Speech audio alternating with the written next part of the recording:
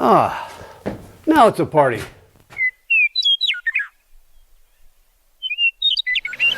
I was playing with the idea of just leaving this back cap on here. In the, you know, it might give the thing more support, but I just don't think that's really necessary. It seems the shell is pretty rigid without it, and my access to the inside would be so much better if this cap was off. Knowing now how easy it comes off. Yeah, back cap's coming off. Right, it should be everything holding it in. I don't know what that back cap weighs, but probably a lot more than I want to handle. I have fall and smash and dust and whatever else. I am going to use this to hold it because I can.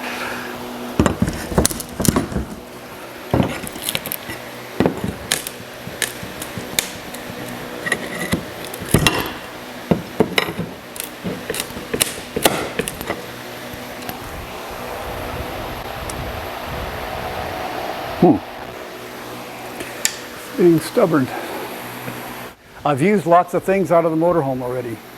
I built a boom sprayer, and there's plastic tubing and wiring and switches and all sorts of stuff that I was able to recycle and repurpose somewhere else. So parts of it are still alive, just not in its present form.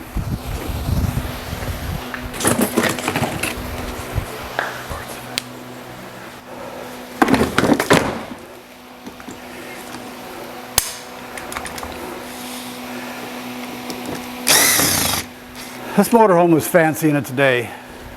I just like the hardware that they used. Hardwood leg.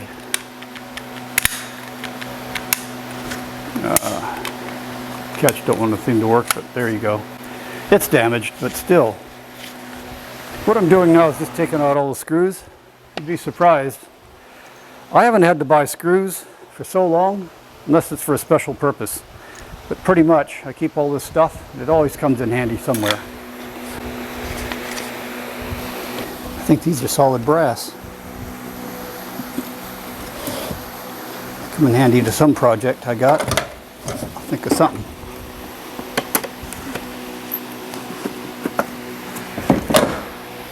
Nice.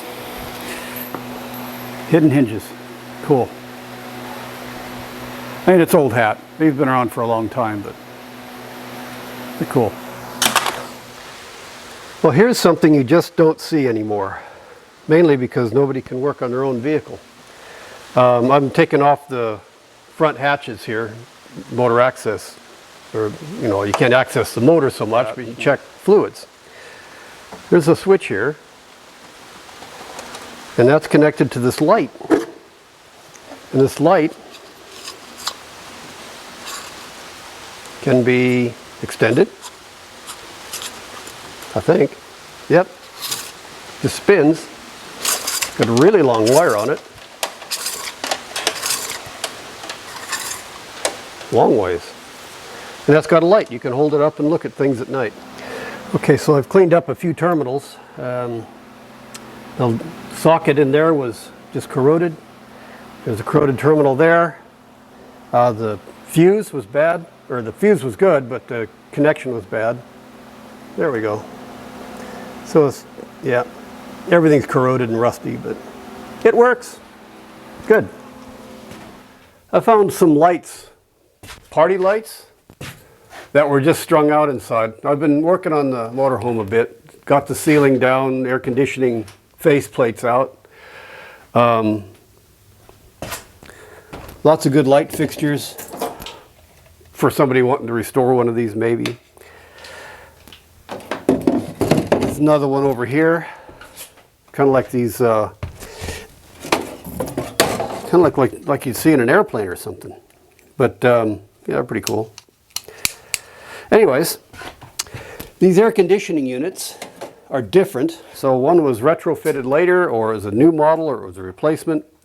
They've got the knobs and all that. That one had a decent faceplate. The other one, I'm trying to take it apart and it just crumbled up. It's just perished. I guess it must have been maybe the original.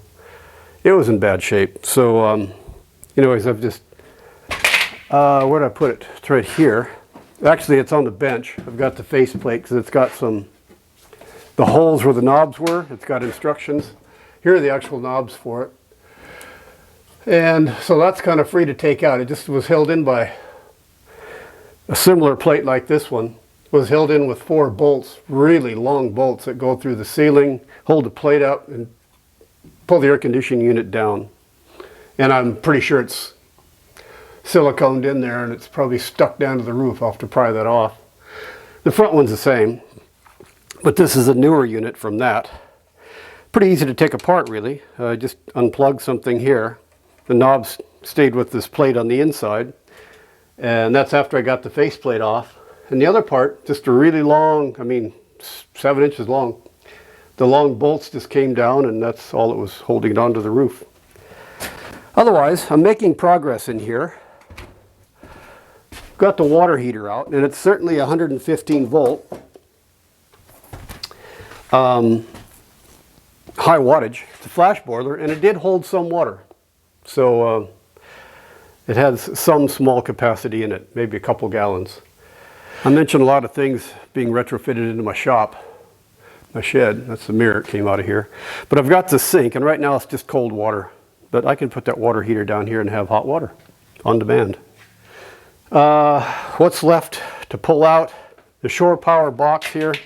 I've been kind of working on getting all the wiring pulled out so that, for whatever reason, just keeps this wire in one piece.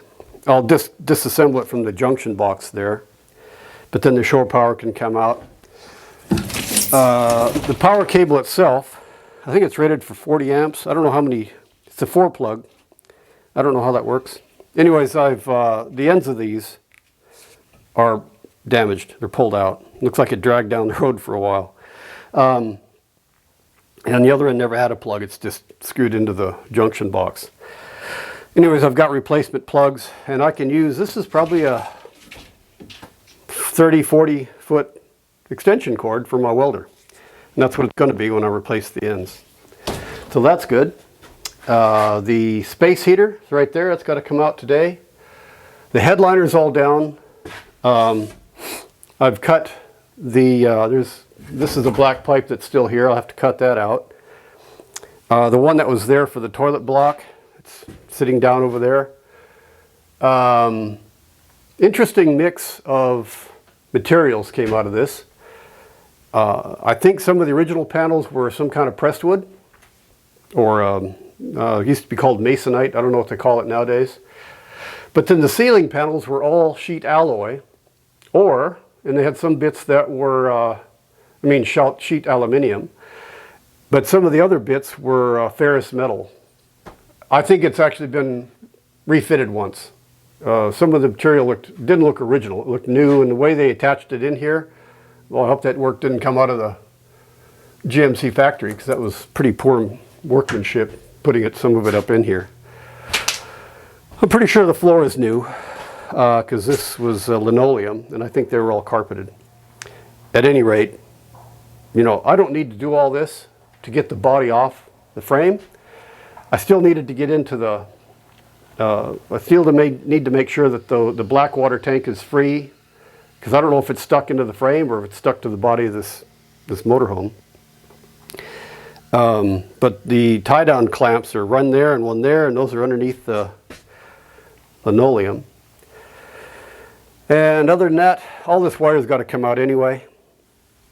All the structure in here is aluminum, all of it. There's some metal screws. Man, there's a bunch of new screws put in here. There's a screw coming out from something. I think it's had a lot of work done on it in the inside, and it's pretty butchered. But otherwise, the panels are all aluminum. The window frames, a lot of the tubs, fiberglass. These wheel housings are fiberglass. The housings for the generator on that side, the propane tank on this side were fiberglass. Yeah, it's just a strange mix of everything. And it's all light duty. So I guess they really tried to keep the weight down. Well, here's some of the hodgepodge of materials that came out. This green colored stuff is aluminum. It's got just a fabric glued to it. But then it also has this brownish masonite stuff. That's more aluminum, but it's a different color. Over here,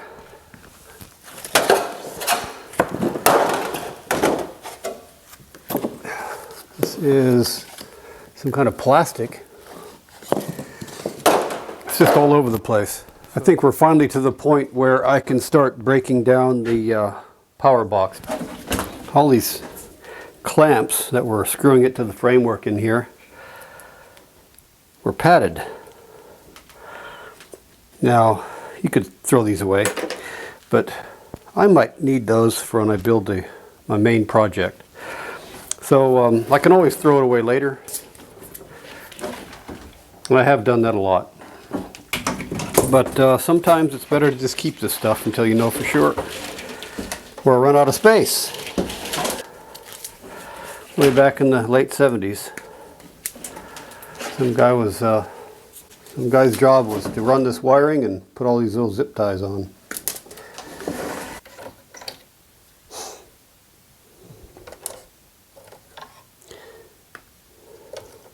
Well, what kind of connector is that?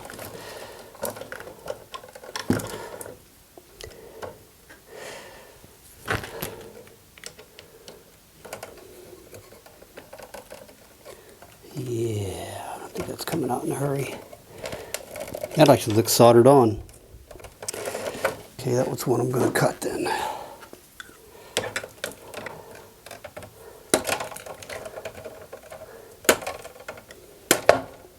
Okay, that's a 4-core wire. So we have an earth and a neutral. And two that are 240, I guess. Or 240 between them.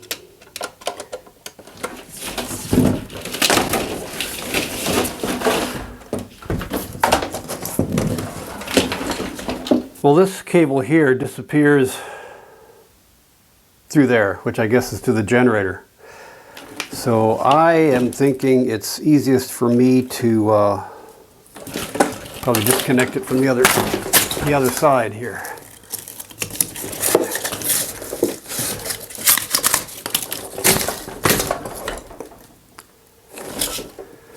Okay. Yeah, it goes to some mighty big power cables that come off the generator.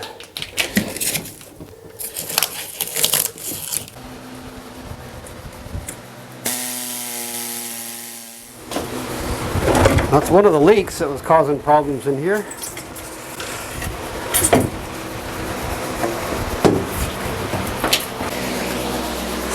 Now this is just an odd assortment of stuff.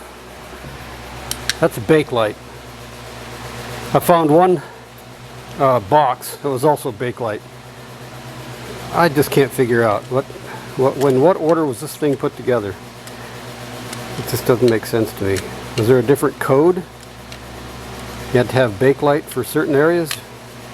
Yeah, I don't know. Well, I just got done taking this tub out on that side. And, you know, I thought Torx was relatively new technology. Well, that's a Torx screw. And there was many holding that tub on there and on the other side. At the end of the day, the tub was in the way. I had to get some aluminum out of where the generator was kept. And it was just bugging me there, so it turned out to be easier to remove the tub than it was to, and then remove the parts I needed, rather than try to struggle to get it out while it was still in there. Well, I finally got the space heater out. It wasn't that hard at the end of the day. There was some, I tell you what, when they put it in, I think this is a retrofit. They had 4 brass screws. One of those was a flathead. 3 of them were Phillips. 2 of them were just plain old wood screws. I can't figure out what they were doing.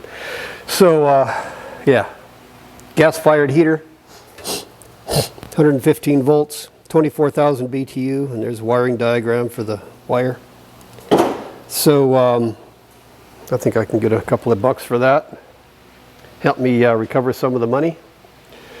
What else is going on is I trying to get the gas fitting out from down there, but screws are all rusted in and whatever. I'll get them out eventually. But more importantly, these bolts go to one of the 4 brackets holding the body down to the frame.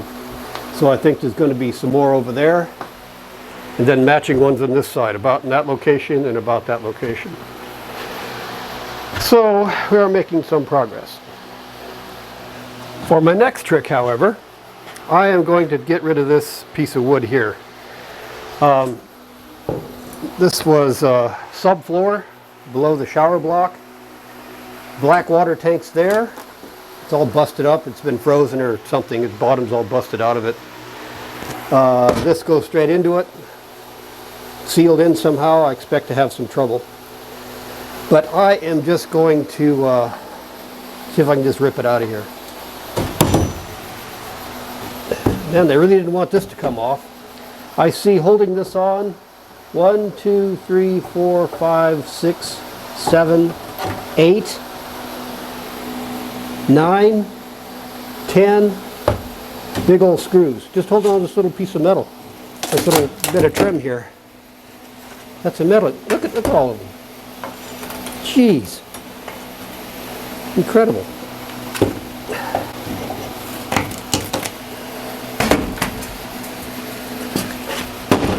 Huh. Yeah, that's going to be a problem there. Ha! Good job.